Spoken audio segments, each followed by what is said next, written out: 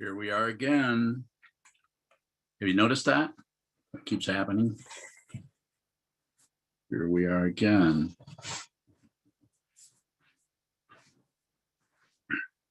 Unless we're not.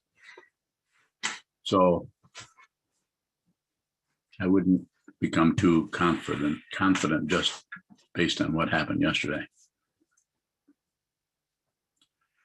So the idea here, I went through various topics, you could say, of what to talk about. And I think questions from Sangha is a very good one, because rather than me talking about something I might pick out that I might think would be a good topic, it seems to be, might be good to respond to things you've been thinking about or reflecting on. They could come from talks or from just things that are showing up in your practice or your life. You can take it any direction you would like, and we can switch gears with each question if you like. So you're welcome.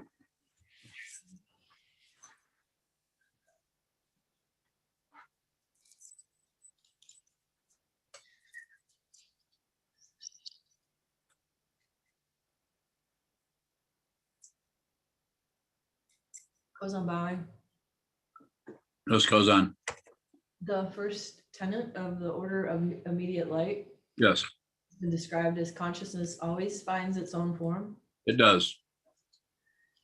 And once during a book study, you responded, that's consciousness not finding its own form. Will you describe what is consciousness not finding its own form? What is it when it's not finding its own form? Yeah. It's finding somebody else's form. It just doesn't realize it's its own form. It's always finding its own form,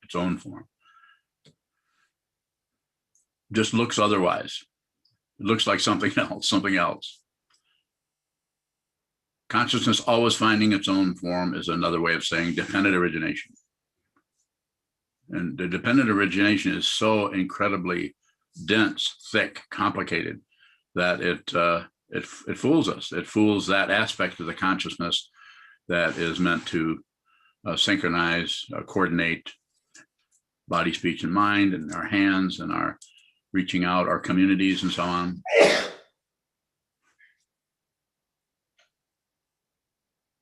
Was that you sneezing, Sokuzan? That was quite a sneeze. No.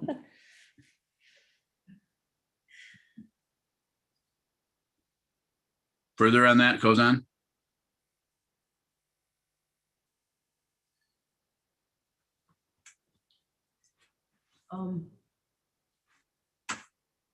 What is it you want to know? That's always a good one, because that way we might even go to a totally different question altogether, rather than what do I think about what you're thinking. So consciousness always finding its own form and dependent arising. It seems like as living beings with 6 sense fields anchored in what seems like a reference point, we don't even choose to, it just feels so much like us. So how can we see, you said consciousness not finding its form is kind of like thinking that there's an other, but how can we see past that if we're wired to see separation?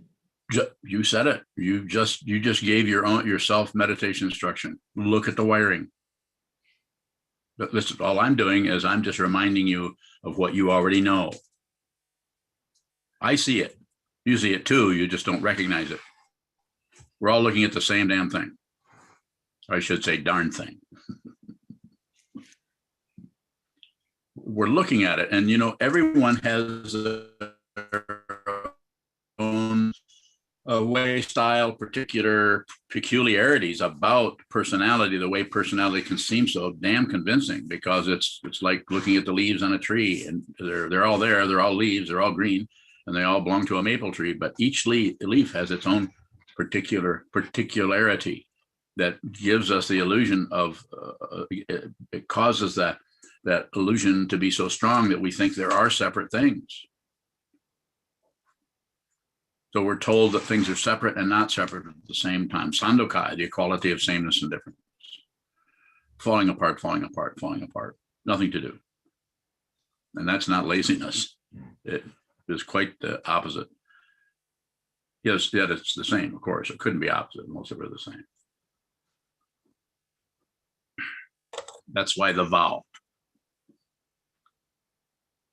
to be with all things is such an astonishing understanding.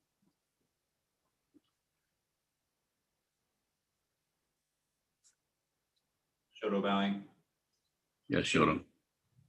Does form grab consciousness? Not really. Good try. No, it doesn't. Shokabowing.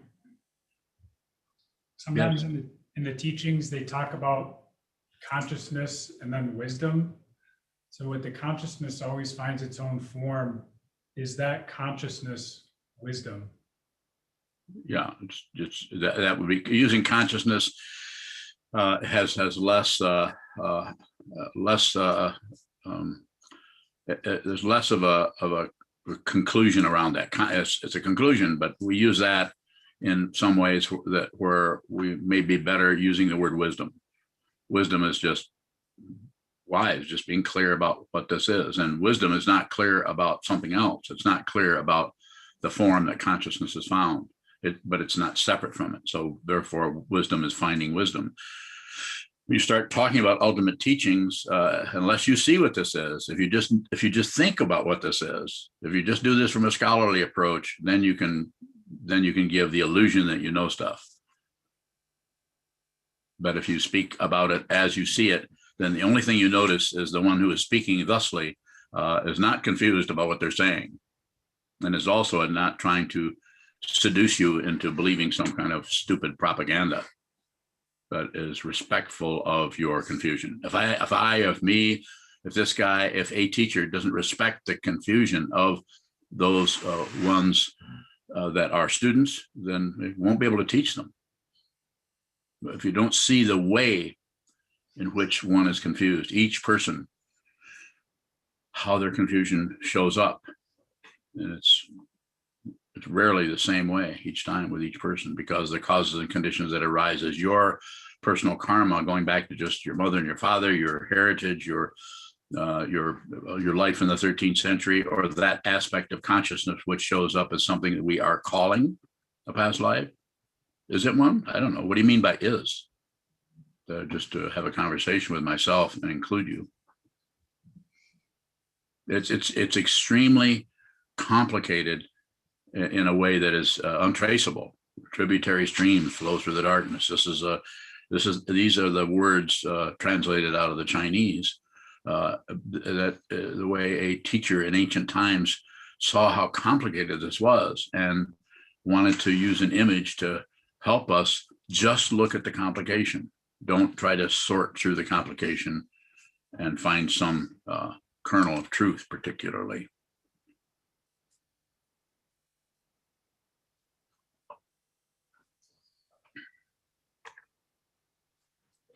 Jen bowing. Yes, Jen. What are we looking at when we see the apparent dividing line between apparently opposite phenomena? Bowing. Yeah. So you described it. We're that's what we're seeing, and so the idea is to continue to look at that and have the spontaneous conclusion that's coming out of dependent origination, which is tied in or laminated to your identity about who you are, about you being Jen, and any way that you would describe yourself as this kind of person or that kind of person, or some kind of description that around your perception of your individuality, your narcissism, your self-consciousness, your hope and fear, and all of those things. It is that way of looking at that in a shall we say an objective way. You're being somewhat objective about that insofar as you can, without laminating more concepts on top of it. So the feeling of not being sure what you're looking at, which is what you're basically saying, because you're asking this question, What I'm telling you is that's it. Just continue to look at that. If you continue to look or do anything without adding to it, subtracting from it, or shutting down on it, it will not last, because the very nature of phenomena is they don't last, but they persist if we do something with it. If we try to stabilize our understanding. That's why though I teach awareness practice the way I do, I'd rather have you look at the chaos rather than create some kind of artificial mindfulness or temporary or some kind of state of being more aware. That so therefore, so I'm saying to you, where the question is coming from tells me just keep looking at that.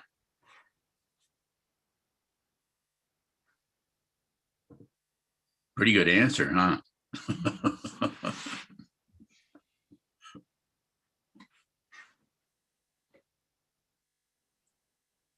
Further questions? Chisho, go ahead. You have your hands up. Go ahead, Chisho. Kisho bowing. Back to Shodo's question. Yes. The term consciousness finds its own form. The finding seems to indicate grasping. Yeah. Is it indicating grasping? And if it does, why does it grasp? Bowing. You know, if I'm sitting here and you're sitting there, and I glance up, something goes by the window outside the hojo here, and I there is a grasping because we're receiving the image, the causes and conditions that arise as whatever, as movement, as sight, light reflecting, coming through the clouds, and I can go on and allow there to be a silhouette of the bird. I don't really see light hitting the bird. I see, you know what I'm saying? I'm just saying there is a grasping quality there, but but we don't abandon that which is received for that what we think it is. So it's a very subtle area. When we train the mind, we are beginning to, you could say, through a process, through an activity or a lack of activity, of being very radical about everything. So no guesswork about anything, a willingness to be confused. It's sometimes meditation has been called voluntary dissatisfaction, because you're volunteering to sit down and do something that is not particularly productive in the conventional or materialistic or mundane sense.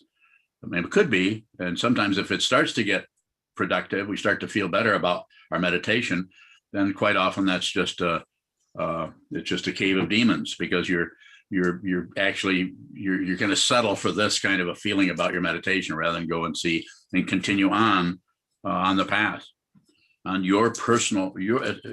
Everyone has a different path. Some people's karma is extremely scary and strange and weird even, and other people's karma is more ordinary and more, just a trudging along and doing this and doing that and getting kind of bored with meditation, but then going to work and dealing with your kids and their outlandish behavior, or your children and they're completely agreeable and communicative and cooperative, or all the things in between. So there is a grasping, but the initial grasping is coming out of dependent origination, and is on one hand is none of your business, and it's also completely and totally your responsibility. And so that's why it's difficult, because we look for this and try to get rid of that, where rather than see those two things are always not separate from each other. So there's a little bit of grasping, but to see the grasping and not add to it by saying, I don't want to grasp. I have to stop grasping. Shouldn't grasp. That's extra. That's trying to build up a person, an individual, a solitary dumbbell who needs to be right, needs to be clear, needs to be in control, needs. I want it. And some people go so far as they have whole societies because of dependent origination who resonate with that insane craziness at the stop on the playing King on the Mountain. The person who's on the mountain, an idiot, but they're on the top of the mountain. So we need to worship them. And that's what happens in our society, what's been happening in our society. And that's the way it's run, because there is no solid spiritual foundation or deep understanding of what it means to be a living being in a society. Thank you for letting me ramble on there a little bit. Chisho. Do you have a further question around that? Chishavang, yeah. So if grasping is also um, dependently originating, um, why is our grasping of things not, it's contraindicated, or we are advised not to grasp? Well, when I say, as I sometimes explain, when I say don't grasp, I know you can't help it. I'm grasping, but if I do it that way, then I always follow it up by saying you're not going to succeed at not grasping.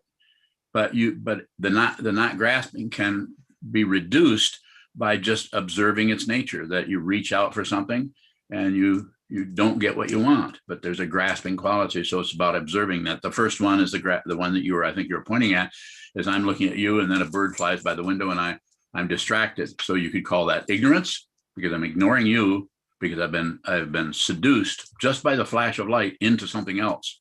So there's a simple quality of ignoring you, and then going to that, and then there can be, on top of that, there can be further laminations, also dependently arisen. Well, I think it's a crow. No, I think it was red. So it's a cardinal, all happening in microseconds. It's so incredibly complicated, and it's even more complicated if you see that there's no one there. There's no witnessing quality happening there. You're not separate from the bird that flew by. I'm not separate from the person, Chisho, that just asked me a question. There's separation, but the separation is very, very subtle.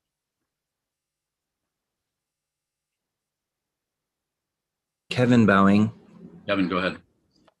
I have something I want to know, and I'm going to try to articulate it. Should I leave the room? Yes, please.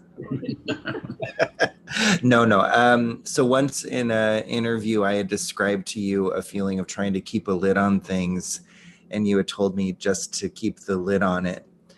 And I'm wondering, and what I take from that is, don't abandon the lid-like quality for the perceived something inside the trash can or whatever.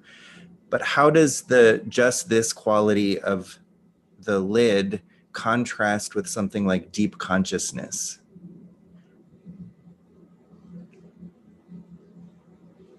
So again, that's difficult to approach that with just some kind of a conclusion about it.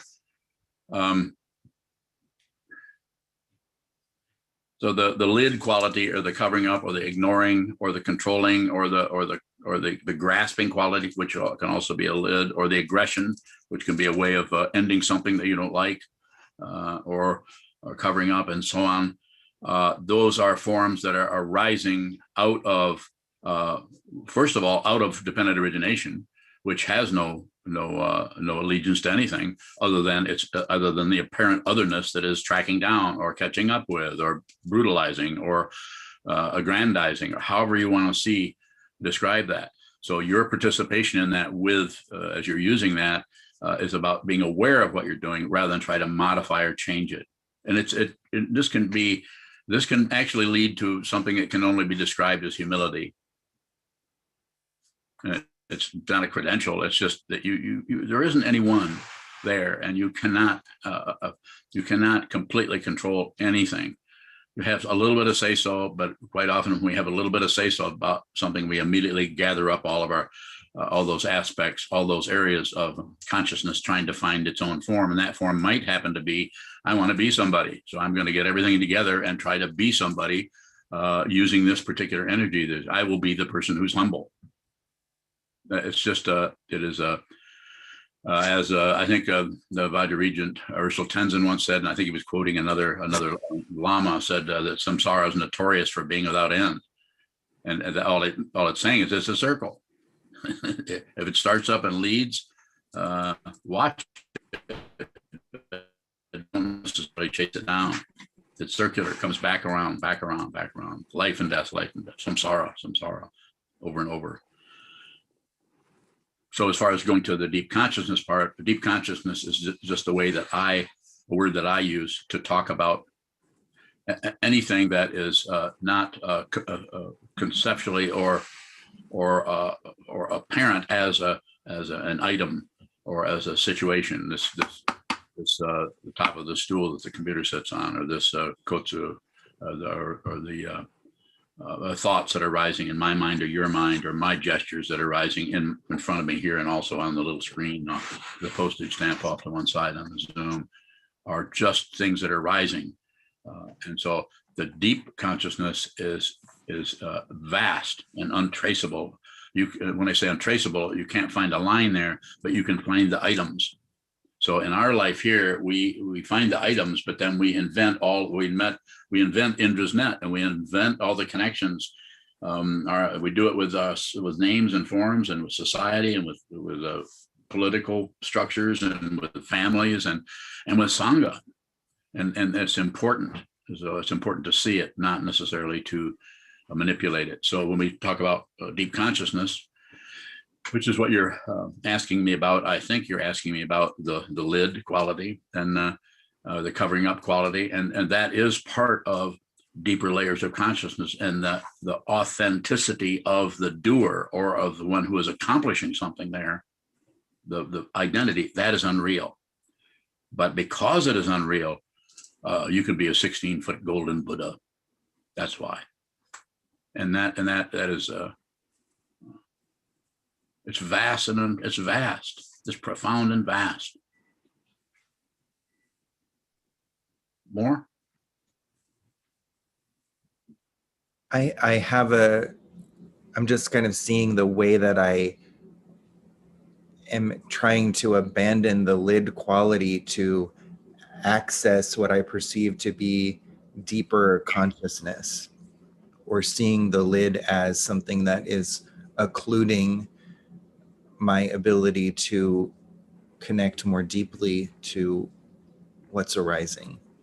Bowing.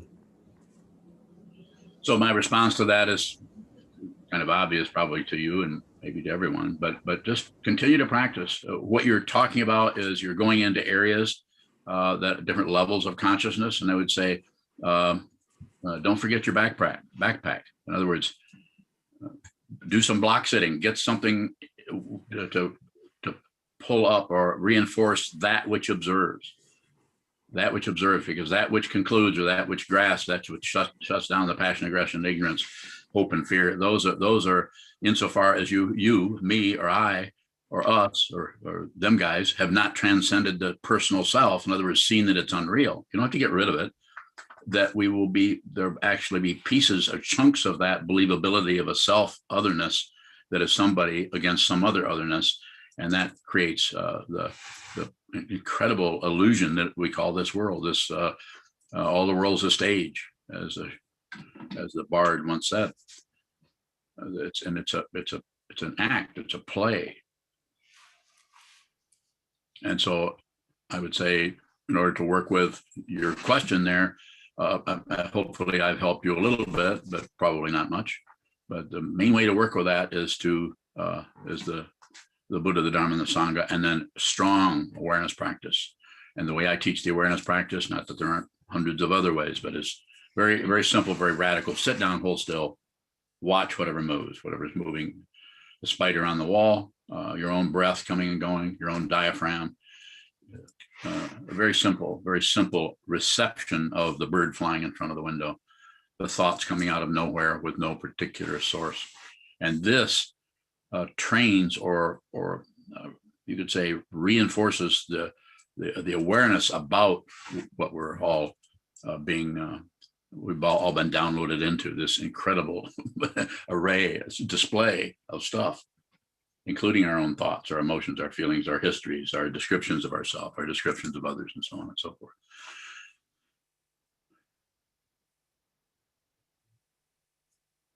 Junshu bowing. There's a few questions from YouTube. The first from Amita. So there is only the universe experiencing us. We do not exist as individual persons. Is that true? Nah, that's going too far. And when I say it's going too far, I'm not saying your description isn't correct, but the way it's crystallizing, the way you're saying it, it's crystallizing into something that is protecting you from the emptiness that you need to see. So don't get too wound up in that net. And I'm not, this is not a compliment, but you're an extremely gifted and intelligent person, or you wouldn't be able to ask that kind of a question. But I'm coming at you what you need to hear to train your mind. Don't believe those thought patterns, even though you're pretty good at creating those. Don't get wound up in understanding something deeply with your intellect. What you said has its is accurate as a description, but not helpful. Might be helpful if you want to be a scholar. Maybe you are a scholar. I'm not against scholars. We need scholars. I love scholars. I wish I could be one.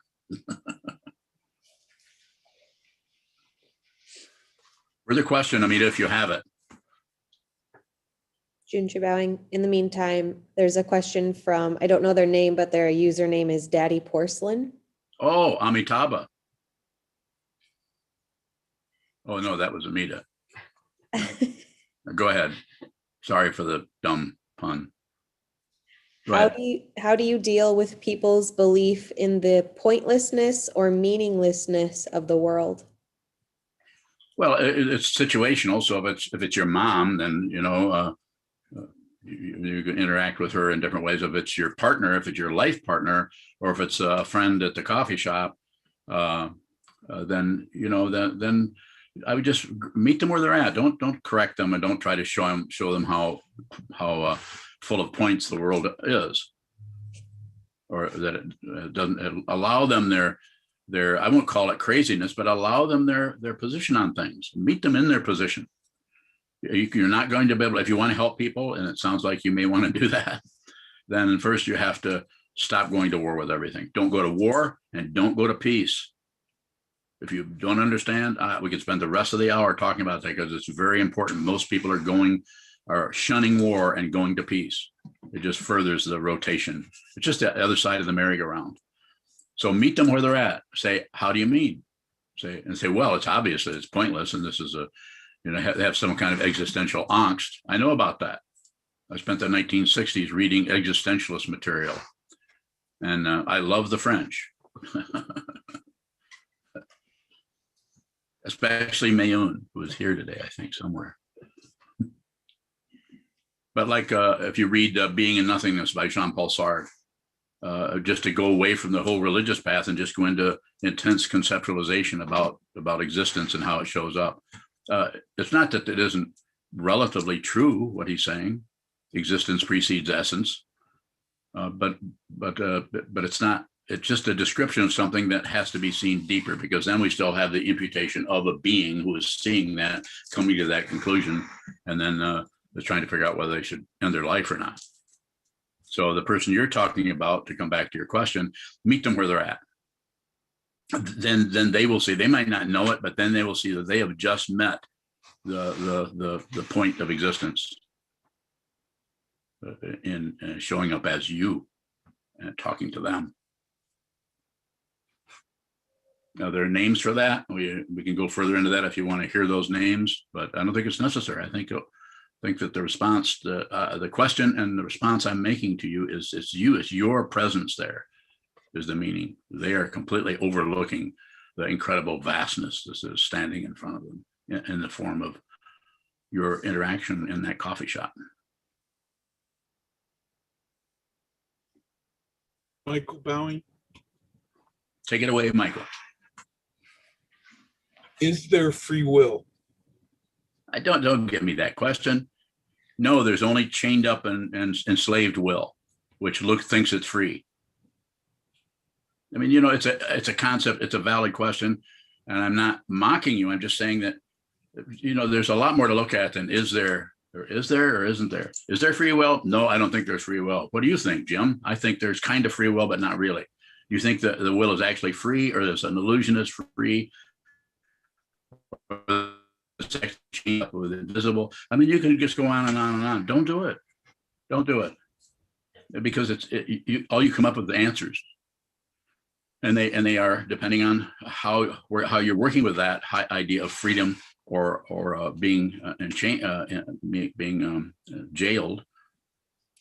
Read The Myth of Freedom 20 times by Chogyam Trungpa Rinpoche. Go ahead, That's Mike. that's why I ask it. The idea of Yes. all of the infinite number of causes and effects. Are we left ever with any freedom? So fundamentally, there isn't anybody. So that's freedom. That's why this path is called freedom, because you're free of any kind of contraption at all, including Buddhism. If you're chained by Buddhism, then you're not free, and you misunderstood the words of the Buddha, or the words of your teacher, who is a teacher of the Buddha's Dharma. This is an ultimate. The question has its relative situation, in which we could say, yeah, some people are more ensnared by their beliefs and their opinions and their hope and fear than others. Some people are more or less, but everyone, unless you've realized your true nature, are ensnared or chained up by your beliefs, your opinions, including Buddhism. Buddhism is full of people who believe in Buddhism. Buddhism is a path, it's a raft, and that when you get to the metaphor of the other shore, you're not going to need that raft. Amazingly, if you meet someone, which that other shore seems to be full of people that don't realize they're on the other shore, then you could say, maybe you should go back and build a raft.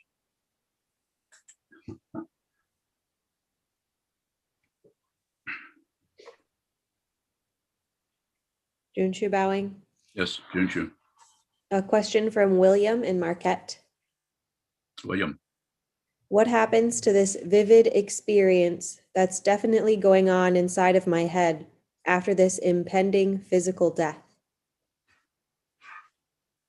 It may stop, it may slow down, it may start up, it may get, there may be all kinds of interference from other aspects of consciousness, because you don't have the body-mind complex to protect you from that invasion.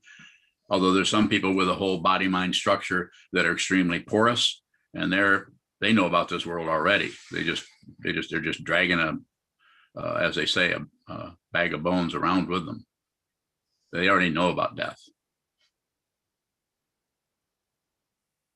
And so as far as what happens, it's dependent origination. It's dependent origin there, even though there's a voice here and there's apparently ears there. There's no being here. There's no solid being. There is the five skandhas: form, feeling, perception, concept, and consciousness. There's the poisons, and there's hope and fear, and there's all of the mechanisms that are running around looking for somebody who is afraid, or somebody who thinks there's something to fear, or someone who thinks there's something to gain. There's nothing to gain. There's only wisdom, and if it shows up as a personality, then there could be a teacher. And so I would say, find out what's happening now, so that when the body mind does go away, you've already been exercising or strengthening that which understands and sees deeply. Not belief, not disbelief, not ignorance, but just clear, true perception of what this is. Direct perception, direct cognition. It's not necessarily a recognition or recognition, although that may play a role in it. Michael bowing. Yes, Michael. Is direct cognition dependently risen? Yeah. Yeah, it is. Until it isn't. So it is. It's path quality until there's no path. There's only fruition, and even fruition is an extra word about it. More? Michael bowing, is that the importance of meditation practice? Yeah. Yeah, that's why it's so important, and that's why it's difficult. That's why this Bob Holman's gift here of this 4-hour analog. I mean, it is the analog clock, right? Because it's sand falling through a 4-hour, what do they call these things? A 4-hour glass. A 4-hour glass, not an hourglass, a 4-hour glass. So pretty exciting. He's I don't know how he made that. I think he just must have studied glass blowing or something, and then went to the beach, got some purple dye, stirred it all up, because I don't think you can buy these somewhere. So, but yes, This is why it's you're volunteering because of bodhicitta, because of the mind of awakening that is here for all of us. That is an aspect of consciousness that already understands. It's like, what? Haven't already understood this? So it's there. It's been there way before your parents' birth. It's there, and it's discoverable. It's uncoverable. You can see the jewel in the rubbish heap. Falling apart. Nothing to do. Everything all at once.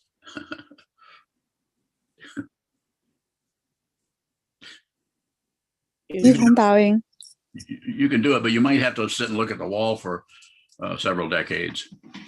You might have to interact with the Buddha, the Dharma, the Sangha. Go ahead, Yuhong. I have a question about not separate. When I use the word "my," I notice that a sense of separation arises, and the more I wear that, I feel like the more I want to get rid of that. Yeah. So my question is, how I can look at this with some clarity? You're doing it.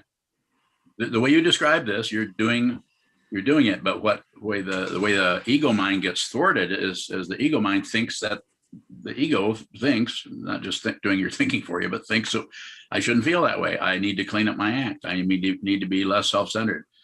No, what you need to do is just continue to look at, you're describing very, very well. I can tell you've been doing sitting meditation. You can't talk like that. So you're looking at the fundamental greediness of the mind, of the ego mind, the seventh consciousness, the self-centered mind, that aspect of the mind that is paranoid and thinks something has to be protected and something else has to be gained, and it's just it's called spiritual materialism. On the mundane path, this can be polished up and show up as therapy, getting better, feeling better. Not that you shouldn't do that. I have students who have go see a psychiatrist regularly. I'm not against that. Do what you need. But if you come this direction, I'm going to say you need to do it. You need to, and how much of this you need, how much wall gazing you need, is up to you. I'd say you probably need a lot of it. I certainly needed a whole lot of it. And so what you're describing, Yuhong, is fine. Just and I, functioning as a teacher, as your teacher, I'm just saying, just continue to do that. You're just describing how rough the path looks. There's all kinds of sinkholes, but you're going up a mountain, and not that I need any status around this, but I know what mountain you're talking about. I've been there. I am that mountain. You're not. You are that mountain. And but the singularity of the positionality, the locality aspect that the ego, self-centered mind, narcissistic mind uses to locate its problems, so there's some kind of imagination that it can somehow solve that. There is the way you solve it is to see that it's unreal and it's dependently arisen, and no more war, no more peace. It's called Sandukai, or equilibrium, the equality of sameness and difference. And it's an astonishing thing that the ego cannot stand to look at. It gets nauseated looking at that, whereas the wisdom mind is not nauseated. And if it were, it wouldn't care. It wouldn't be selective about it.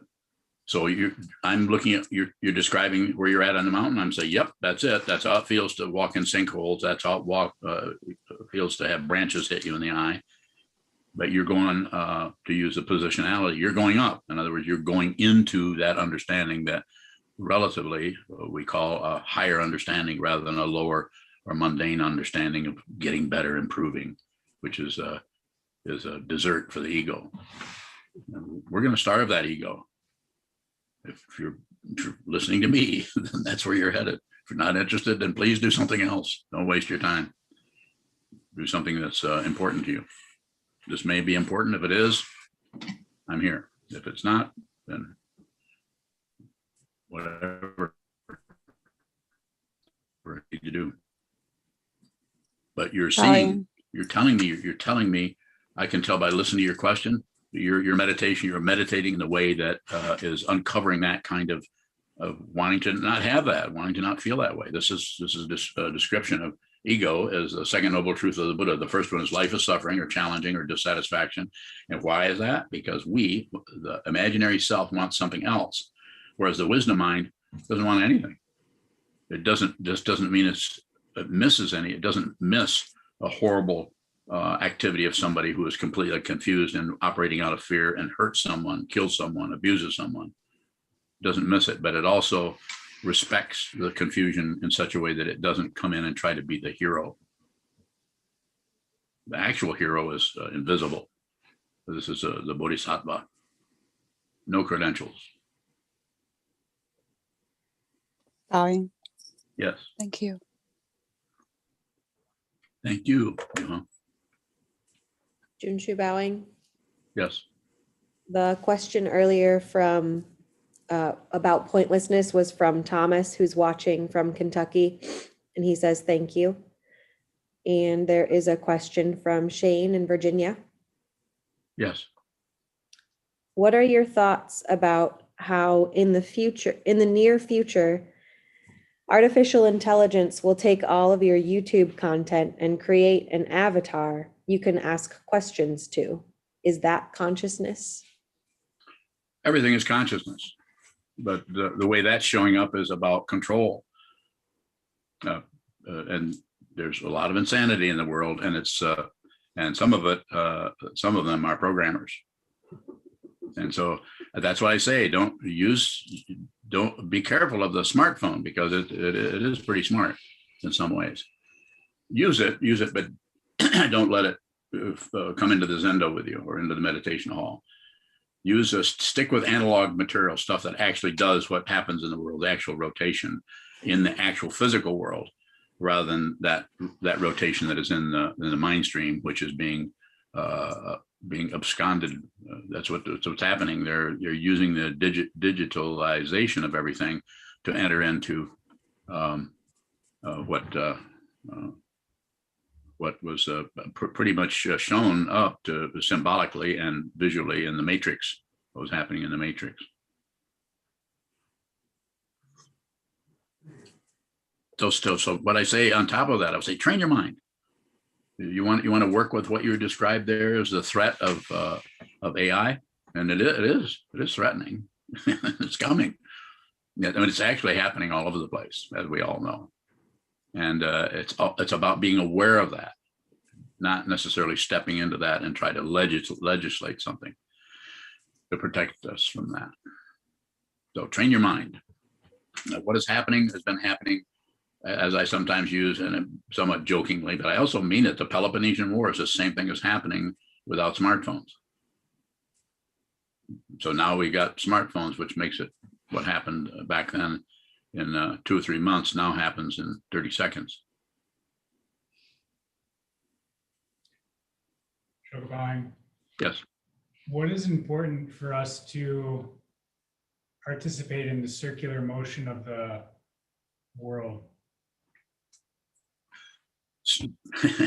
So train your mind to not, so you can see the warfare, and you can see that there is an agenda that each person has.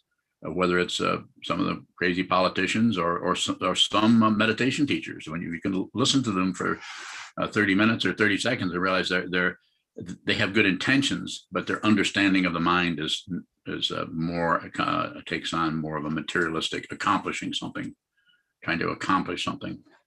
And so that circularity of the world, just observe it and don't necessarily step into it. This doesn't mean you shouldn't march on Washington or go join the water protectors. Sure, but make sure you're training your mind so that untrained reactive kind of blaming part of the mind doesn't go and so that you dump your own aggression on the aggression that's already making things difficult enough. So if you follow me, what I'm saying, make sure that you're clear, or at least you know something about your own self-centeredness, your own is the one that gets us so much. We think there's some area that we think actually is our wisdom mind. We think that part of us actually is wise. And what I'm telling you, I'll say it in no uncertain terms, that is bullshit. And if you don't see that, then you will take that uninspected, unseen, unacknowledged area of your mind and smear it on everybody else and call it their problem. When you just add, not that they didn't have one to begin with, but then we add our own gooiness to everything else and call it what? Control or progress or humility or whatever you want to call it. Any kind of thing, otherness, some kind of otherness that we believe in and we believe we have to support or be for or against. There's further questions in that area. If you, I do this mutually. I don't really, I just run out of anything and then there's just this. So if you want ask another question, Shoka, go ahead. Shoka bowing. Well, you have, as long as I've known you, you've talked about the use of an analog clock as opposed to something like a smartphone. Yeah. And it's only been recently that I bought an analog clock, and that seems really important. So what is it about that kind of a circularity for us to participate in? I think it's just, it keeps us in a spatial relationship rather than an actual physical spatial relationship to chop wood, carry water as we slowly go towards illumination. Stay in your body. This is something Trungpa Rinpoche emphasized. This is be here in the body mind complex, even though no matter how rugged it may be. To be in that. So the smartphone is not rotating. It's rotating, but it's doing it in a way that magnetizes you, me, us into that whole display. Just like I'm sure you've all noticed, if you go into Facebook for a minute, it's going to be more than a minute because something will hook you and get you into its own circularity, and it resonates with the way the mind functions when there's no body. So if you'll notice, when you look at anything like watching a movie, but that's something you can leave the theater, or you can, or the commercial will come and give you a break. Thank God for commercials. What would Stephen King be without commercials? So I'm just saying that just look at the circularity. Don't try to stop it or do anything or obstruct it. But look at how things move from this into that and into this. It's like the months of the year. It's like there's some kind of linear quality to the year. But it wasn't something we invented. We got it from the actual realm, the human realm, being downloaded into this. We see, if you look down, it's pretty hard to tell what's happening here. But if you look up, it's obvious. It's circular. Planets, the stars, the astrologers of ancient times knew this and saw this. More contemporary astrologers are a little bit more confused about it. Shokabang. Yes, sir. When you talk about AI and as a form of control, is there the potential for that to function to support awareness practice? Yeah, I think so. Yeah, wouldn't leave anything out. Particularly, we're not trying to get rid of anything, but it's that area, because the world is operating so much out of passion, aggression, and ignorance, hope and fear, and polarities, intense, joining this and opposing that. It's so intense that the artificial intelligence situation, which is just intelligence, not artificial. Particularly, that's an odd kind of word, as if it's something is something else, and it is. Sometimes it's if you drink, artificial meat is cardboard with meat spray on it. Not good. You can get those at McDonald's, is it? Something like that. I'm being silly a little bit, but it's like that. It's like imitation stuff. So, but it's still stuff. It's still, but it's been taken out of its, out of actually arising in a living form, like a cow or a chicken, and been moved into some process, they call it. It's still there, and it still has its own credentials, but those credentials, because they don't pay any attention, the credentials, dependent origination doesn't pay any attention to good and evil. It just functions in terms of cause and effect, quite impersonal.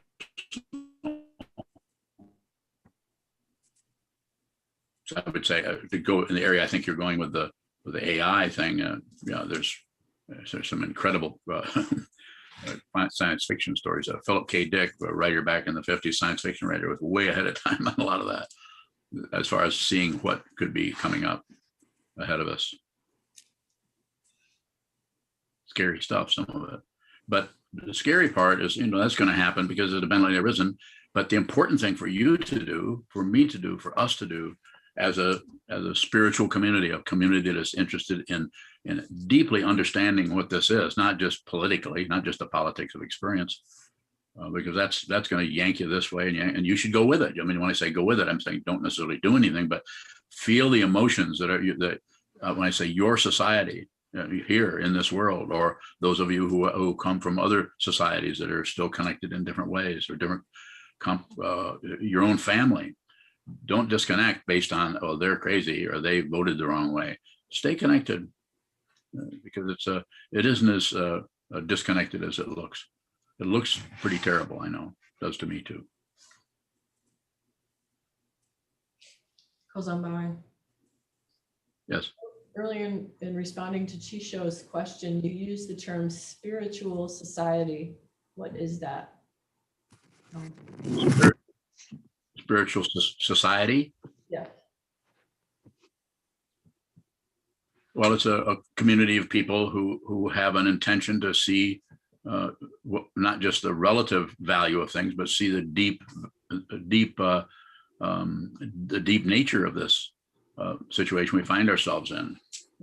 It's most people are trapped in the six realms, or in the human realm of curiosity and desire, wanting this, not wanting that, and believing that who they are is somehow just limited to this body and its lifetime and its death and what it accomplishes. And it's just, we just completely ignore impermanence. If you just see the basic, one of the basic teachings of the Buddha, just start with impermanence. Nothing lasts. Anything that shows up, including a migraine, is going away. Maybe not as soon as you would like it. Including an orgasm, it's going away. Including a great meal or a great banquet, it dissolves. Including someone who has received jukai, or received the precepts formally as entering the bodhisattva path. That experience is great when it happens, but it begins to fade out or change, or depending on the causes and conditions that are rising, is your particular personality, your particular way you're working with passion, aggression, and ignorance in your mind stream. No, don't go to war. I sometimes say it, and I'll say it now, be the shit you're trying to get rid of. This doesn't mean validate your anger or validate. I don't mean hook up your vocal cords, hook up your musculature to what is arising, but be very aware of what's arising. Be very aware of it. This doesn't mean agree with it. It doesn't mean disagree with it. It certainly doesn't mean ignore it. If you're doing that, then you're seeing what the Buddha saw when he said, life is suffering. It was not nihilism. It's just the truth. Life is nerve endings that are abraded in so many different ways. And to see that, we begin to see deeply into the true nature of what this is. Everything is without a self. There are no solid beings, solid separation anywhere. There's just Buddha nature, awakened truth. Junshu bowing. Question from Sean in Salt Lake City. John.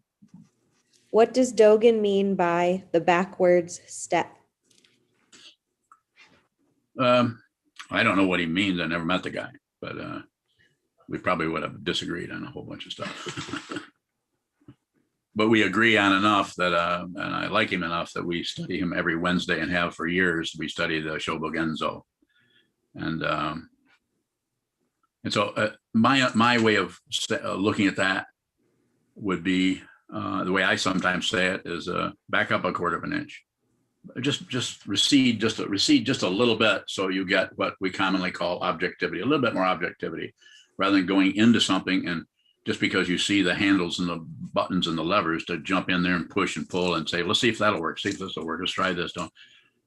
He's basically saying, as I understand it, and the way that I would, something that sounds very similar, back up a quarter of an inch. Rinpoche would say, using one of our Western images as give an inch, give an inch, give up a little bit of your assumed territoriality about the conversation you're in with your spouse or with your children or with your anything.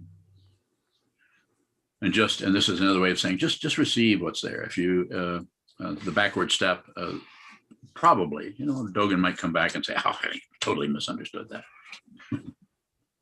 And what would I do if he said that to me? I would say, I probably did. Why don't you explain it to me, Master Dogen? Junshu bowing. Another question from Thomas in Kentucky. Thomas. What do you think about miracle stories or accounts of magical things happening due to meditation or enlightened beings? It seems distracting from real practice. I can help you there. You have to contemplate what I'm about to tell you. Don't believe it, don't disbelieve it, and don't ignore it. If you believe it, then you're sucked into the cave of demons. You're sucked into there, and then you have to deal with that. Once you're in there, it's difficult to get back out. And has anything occurred? Not particularly, but you think there has. And so therefore, it's that magical thinking, which is sometimes the way it's talked about, but that doesn't help to just call it magical thinking. That's just a way of labeling it and putting it in a shoebox on the top shelf. Don't do that. Don't label or call anything unless it comes out of dependent origination. In other words, comes out of whatever this is and whatever you are. So yes, there's I can think of all kinds of things that I would say were pretty miraculous. To me, it's just miraculous to be here after what I've seen in the last 80 years or so. All that this old man has gone from being a little boy, it's pretty unusual. I'm still here, still saying things. So again, one more time, don't believe it. And if you at least notice how you're believing something, if you notice that you're believing something, and you notice that you're disbelieving other things, and you notice that you're shutting down, that's what I mean. I don't mean be a person who has no beliefs or disbeliefs. Just be very aware that some things that you think are true, it actually believes. That the fundamental truth there is you are what was the person that was asking about the person that was questioning the value of reality. What's the point? Don't do that. Don't conclude. And when I say don't conclude, you notice how you keep concluding. It's an awareness practice, not a control practice. If you think you're in control of anything, anywhere, about anything other than maybe, just getting a cup to drink out of, you might have to wait. If you don't have a cup, you might have to wait for Yu Hong to send you one. That's where I got this one. And the coffee that's in it came from Jen. And I have no idea where this came from. And if you think you know where you came from, then you can start with that. Not be too concerned about the things that are showing up as magical thinking. Is it true or is it not true? What do I think about? What do I think about that is I don't think. I don't deliberately think about anything. Unless you ask me a question, then I may have to do some thinking. Junshu bowing. Yes. A question from Carlos. Go for it, Carlos. Can meditation help in diffusing anger? I think so. I think it can. That was my main issue when I was much younger, half a century ago, was anger. And so I've tried other ways to work with it. And it was only through sitting practice of meditation and meeting my guru, who helped me stop fighting with myself, basically, and help me see what this was fundamentally. So I have a complete gratitude in that direction, but it's dependently arisen. There's only the guru. There's no guru. There's only the guru. There's only the teacher. Everything is teaching you all the time. Everything is your teacher. This is the function. According to Trungpa Rinpoche, the function of the teacher is to introduce you to the world or to your world. And from then on, as he once said when someone asked him about his guru, he said, situations are my guru. I can see why he would say that. So it will, I don't know if it'll diffuse it, and not in a strict kind of psychological sense or something, but it will give you an understanding of the nature of anger, the nature of passion, the nature, help you see deeply what this is. So any kind of transformation that is going to happen will happen without a doer, without a transformer, without anything other. It will happen of its own, as it will happen as dependent origination. So my situation, I may get angry, I may not. I may laugh and I may smile, I may be cranky or pissed off, but I'm not concerned about it. I'm not trying to be someone else. And I highly recommend that approach. But it needs to start with seeing how you really aren't able to make friends with yourself. You aren't able to actually be kind to yourself deeply because you think something's wrong, something needs to be fixed. Am I accusing you of something? Well, I don't know, maybe a little bit, but I'm saying, don't do that. Don't do that. And the path to doing, when I say don't do that, may be one of seeing how much you do that. And when I say don't do that, I know you can't fix it, but you can see that the primary illusion, the primary misunderstanding is there is a solid being. This is why if the anger comes up and there's no solid being, what is the solid, the consciousness that is not a self doesn't care if there's anger or not, because it just sees there's leaves, there's trees, there's dogs, there's cats, there's clouds, there's anger, there's passion, there's aggression, there's all kinds of things moving through the illusion we call time and space, and rocks and trees and so on. Take a good look. It's unreal. It is an illusion. What is real? It's looking at it. What's real is it's looking at what's real is seeing that what this is, and not separate. It's like, this is why it's sometimes called a mirror, because it begins to show up as a kind of otherness that is looking back at you. And it is, to go to the question about magical something or other, it may seem that way, it may not, it won't last. Anything that seems this particular way won't last because of impermanence.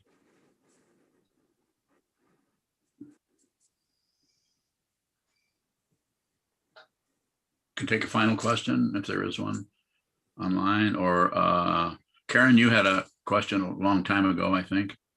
Were you just waving at me?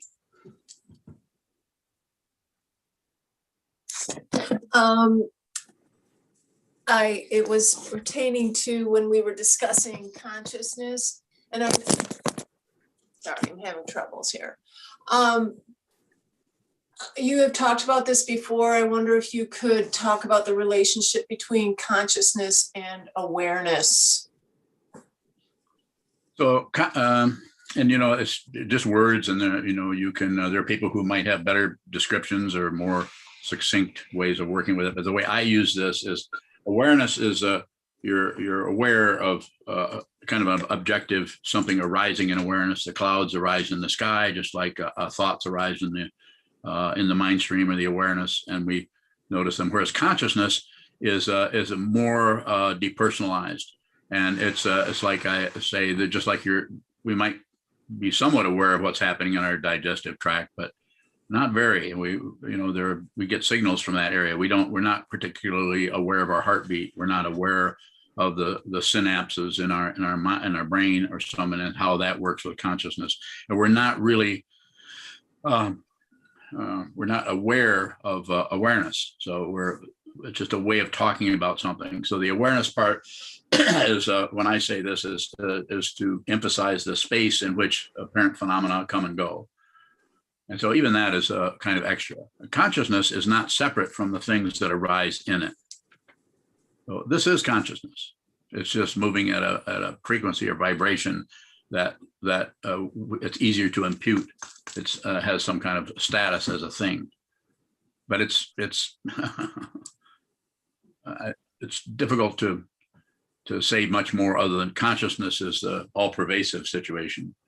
Consciousness and awareness is the area where we're training ourselves to just see what's moving.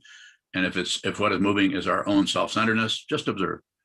Just our own kind of icky feeling about our narcissism, just observe, because it's dependently arisen, has no fundamental reality, but it will take on a reality if you start pushing on it, or go through psychotherapy and try to treat it as something that needs to be healed or cured or something like that. Not that it doesn't. If I do deep consciousness work with somebody who's stressed out and is being put upon by all kinds of energy, I use whatever words. I meet things where they're at. I meet people where they're at. I meet situations. I meet my own mind stream where it looks like it's at. And sometimes that's the most confusing thing of all. But so I might use the words, I might talk to aspects of someone's consciousness that appear as otherness, appear as whatever, angels or bodhisattvas, and I supplicate them.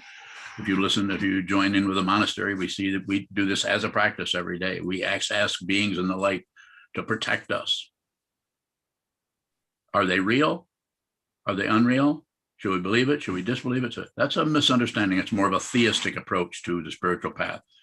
I'm not against it, but I'm not particularly promoting that. So theism is a belief that there's a higher power. Not against that. If you need to do that, by all means, do that. I'll still help you with your meditation. I won't try to get you to believe something else. Although I might say, don't believe it. But then if you might say to yourself, well, I need to do that. Well, then I would say, well, go ahead then. I'm not going to get in your way. So theism, non-theism is another topic for another talk. It shows up in lots of different ways of thinking there's an authority somewhere. I think there's a talk I gave called Benevolent Authority. And what was the other one? Idiot Authority? No, Macho Authority. Something like that. I don't know. It was the bad kind of authority that I learned about in the Marine Corps. So that was dependent. Did I need to go into the Marine Corps? No, but I did. And it's probably a good thing. Then I understood more about what that kind of authority is. Control, power. Money.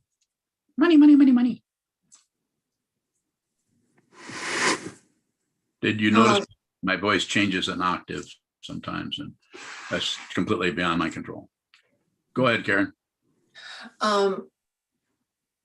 Is a way of describing consciousness, form, and the laws that govern it.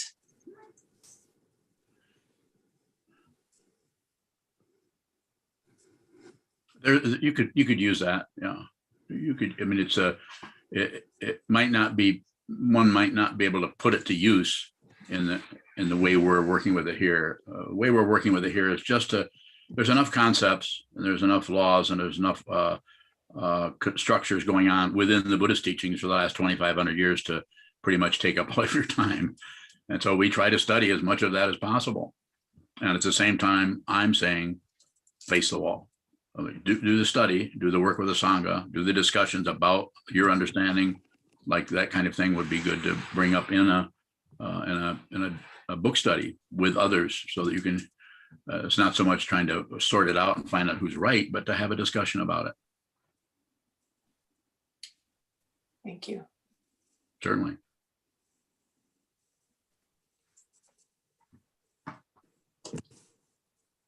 Anna Maria Bowing.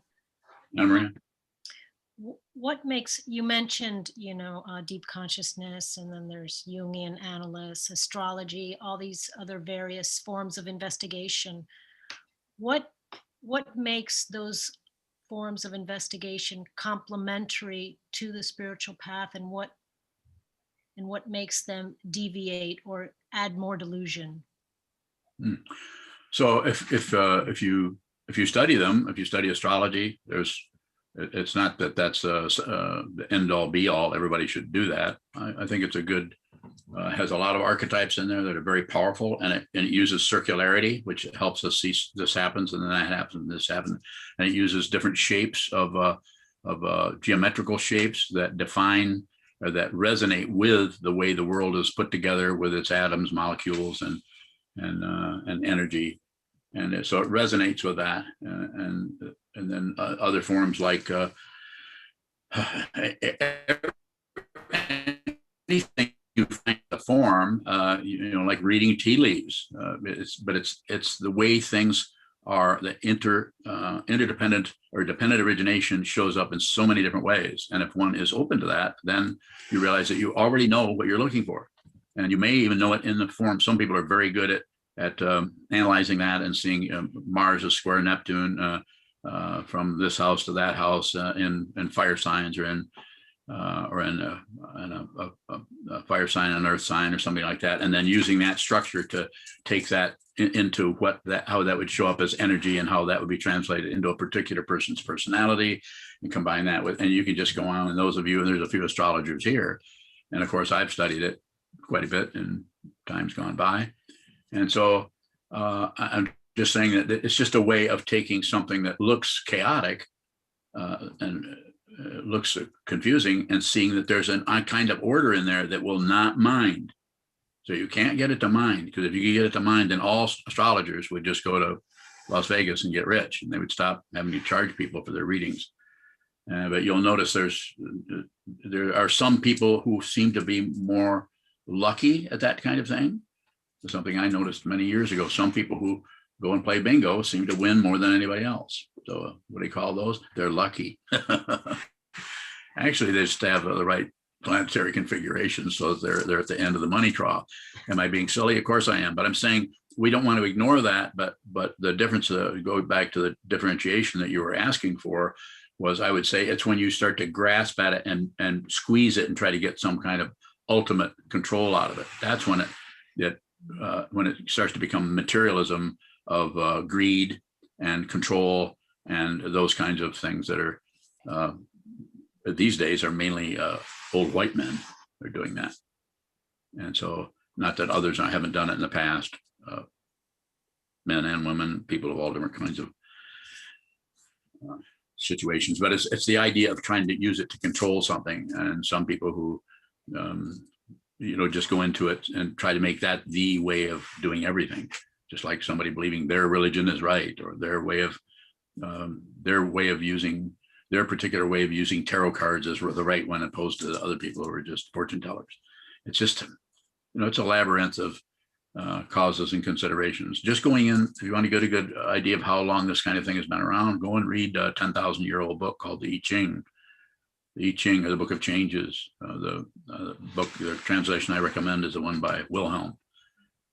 And it's an astonishing, this is a translation, an astonishing way of looking at the cyclic movement between 64, I think it's trigrams, hexagrams, trigrams. But it's just a way of symbolizing the movement that shows that everything is as Trungpa Rinpoche talked about, it's chaotic, but it's orderly.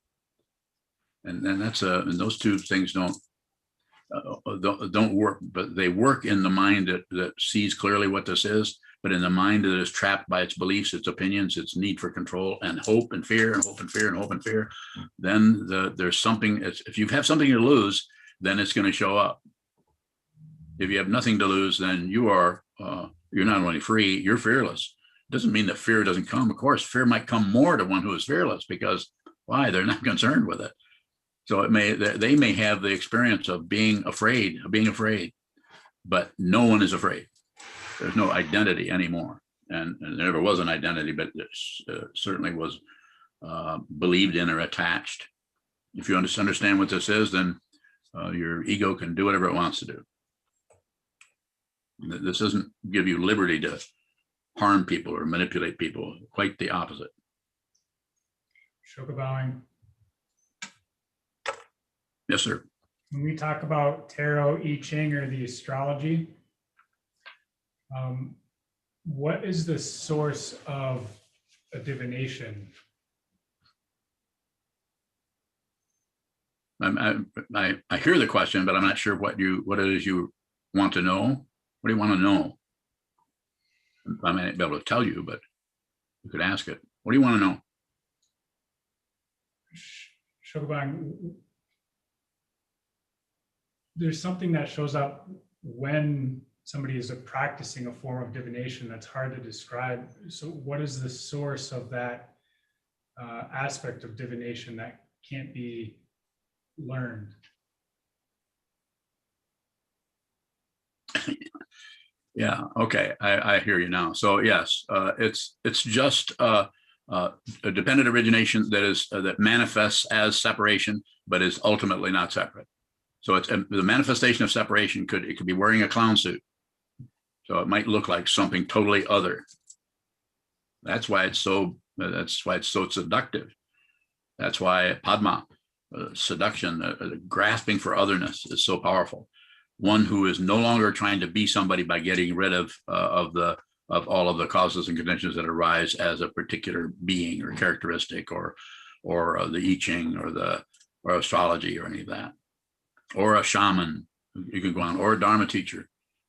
One who is able to manifest as form, but have a deep understanding that there is only consciousness.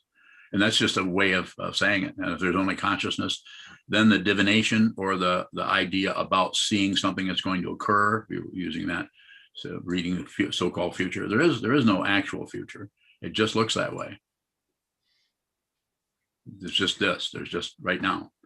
And even this is suspect, as you've heard me say before. So if I follow your inquiry as far as what you're asking about, then I would have to say it more directly. If there weren't a lot of other people here and I was just responding to you, I'd say, why don't you ask a question again, and I'll respond to it as if I was just talking to you. Sokuzan, I can't remember the second question, so I'll ask the first. What is the source of a divination? Yeah. So the first part of that is question the nature of divination, and then realize that there can't be any source. The source is the imputation of the mind that wants to control, wants to know what's the source of that river, rather than having a drink or taking a bath. What's the source? Where did it come from? This is the idea with the meditation practice. When you sit down and face the wall, you actually see if there's a necessity to see a source, like some forms of psychology will go back and try to find a relative source for how you were abused when you're 4 years old. We're not saying that isn't there and isn't a source, and there isn't somebody who's a culprit and somebody who didn't hurt somebody or kill somebody, but the fundamental situation is not there. The fundamental situation is not separate. But we're so greedy to blame or give credit or find the source or get control. So I would say there isn't any source. It's an illusion. The source is an illusion. If there was a source, then we have to go back into validating dependent origination as being something we got to put the criminals in jail and give the angels wonderful people, so-called, on bring them up and give them merit badges. No praise, no blame. Go ahead, please. I'll try and ask that second question. What is that aspect of divination that can't be learned? It's just that it's not separate. So there is no divination, and there's no divinator. It's the person who hears the divination that thinks something has actually occurred that is somehow magical or about the future. It's just the illusion of control, the illusion of separation, the illusion of a solid being.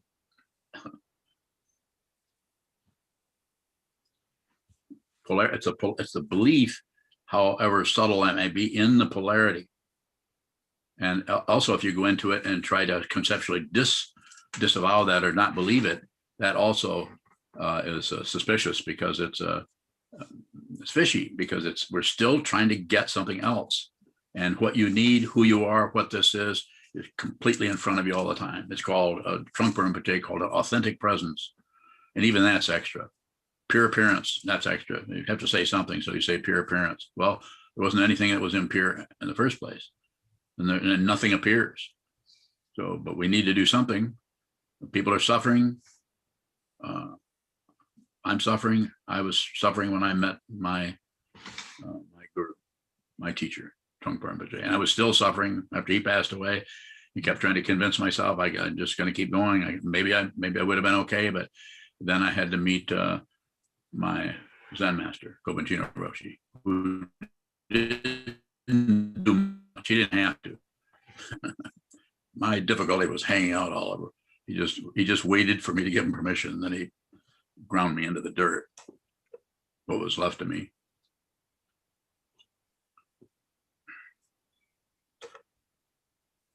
It's the vibe. If you want to know, you bodhisattvas, you aspiring bodhisattvas, you bodhisattvas who are somehow inspired by this idea of bodhicitta, of the mind of awakening. It is everyone's birthright, that if you're born into this realm as a human being, then you're already the Buddha. But it can be covered up because it might need a lot of mind training.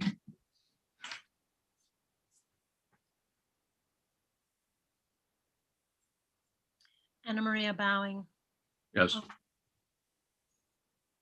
I'm going back to my previous question. It sounds like your part of what your teaching is investigate everything. Investigate everything, attached to nothing. That being said, is Buddhism, okay, where I'm confused is if Buddhism says this is the path, this is the way to do it, which feels hypocritical if it says there is no one way, you have to investigate everything. So What's your question? I'm following you a little bit, but what's the question? is Buddhism investigate everything, including the tarot, including astrology, including Jungian analysis, including all of that, and just don't attach to it? Yeah, it's very situational. And, 1,000 years ago, there wasn't much available. There was a teacher and there was a society, and you lived in ancient Japan or Tibet or India. There wasn't much. And if you lived over here, you would be an indigenous person that would be practicing whatever the guides were trying, the spiritual people were trying to help people. And so, and now it's more opened up. So everything is available. You don't even have to have a library. All you have to do is have a laptop or a smartphone, and you have access to just incredible amounts of information. In the 1960s, trying to find out anything about Buddhism, which I was trying to do, was difficult because you had to be a university professor to get access to the damn libraries. And now you can find the Samdhina Machana Sutra, all the translations of it in a few seconds by typing it in. You can get complete copies of the I Ching. You can read Jodorowsky's book on tarot cards, which you and I have talked about. And so I would say, it's situational. Do what you need to do. We even have a class, a study group that meets to talk about astrology. At some point, we might talk about the I Ching. We might talk about other. So I don't think it's necessary to pursue any of that. The thing that is important, I think, is the Buddha, the Dharma, and the Sangha. Have a teacher. Buddha's actual Buddha, the living Buddha, the Buddha who was alive, the historical Buddha is gone, but need a teacher, need a teaching, and need a community. Those three are important. And then how those show up, for each person is going to be quite a bit different. That's one of the reasons we do all these different books. And the reason I talk a lot is I want to meet people as far as I can where they're at. And if you, you'll know, if you have a connection with me, then we'll either be friends, or I might function as your teacher. We might just hang out, or who knows? I don't know. I don't have a set idea about any of that, but you do. So I work with where you're at. And so if you're into tarot cards, and I am too. If you're into polyvagal theory of how the nerves work in terms of a therapy, I'm into it too. I might not be a scholar, might not be into it as far as you are. If you're into 12-step programs, even though I have ideas about how things that are difficult about 12-step, but for someone who's using 12-step and it saves them from drinking themselves into oblivion, that's just dependent origination. So everyone isn't here to study Buddhism or train their mind necessarily. Some people have a lot of karma to go through before they'll even step onto the path of the Buddha, if they ever do. Was that Was that complete enough, or is there, you have another? Yeah, I'm really grateful that you brought up the 12-step programs because part of my question was, what about those that we consider are considered mundane paths? But what I think you just said is there is no mundane. There is how you use, how you exchange with it. If you're on the spiritual path, as I see it, then everything is welcome. Everything. Don't exclude anything. Include. I mean, you got to be careful that when you include, you aren't trying to get a credential about how inclusive you are. So just do it situationally. Include the insanity or craziness of your neighbors, and that won't be too hard to do. Just stop aiming your weapons at them. Put it back in a holster. So and it's true with a 12-step. I know lots of people. I was back in the 80s, and there's lots of Buddhist organizations that are Buddhist version of 12-step, and I haven't looked into them. I have no idea how they do that. But I was also, because I was in my relationship, I was married to some people who have had difficulty and went to 12-step. So I went to Al-Anon. I've spent many years going to Al-Anon. I do things. I find out about it by doing it, studying it. That's how I found out about the Marine Corps. That's how I found out about what's that other thing I found out about? Well, meditation. I found out about that by doing a lot of it. So yeah, everything's included. Even Christianity. If somebody has a praise to Jesus, why not? Go ahead. I mean, that's a theistic approach, but it's about awareness, not about right and wrong, or should you do white Tara, or should you do mantras, or should you have your eyes closed when you meditate. Situation. Thank you. Lena wants to go eat lunch, I think. We can dedicate the merit, or they can in the monastery or in the zendo, wherever they're at.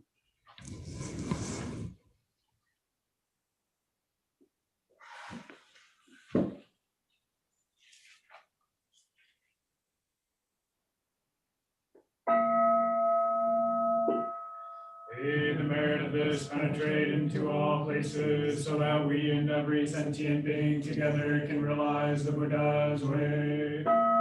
Shio Sanji Shifu Shi Sonru Samoko Sa Mopo Jaoromi. The 10 directions, the 3 worlds, all Buddhas, all venerable ones, Bodhisattvas, Mahasattvas, the great Prajna Paramita.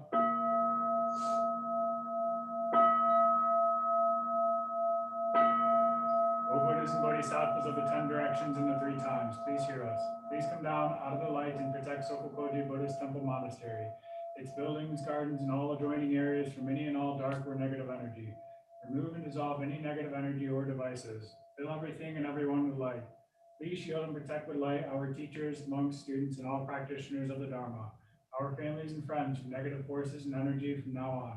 Help us to realize the truth of the Buddha's teachings.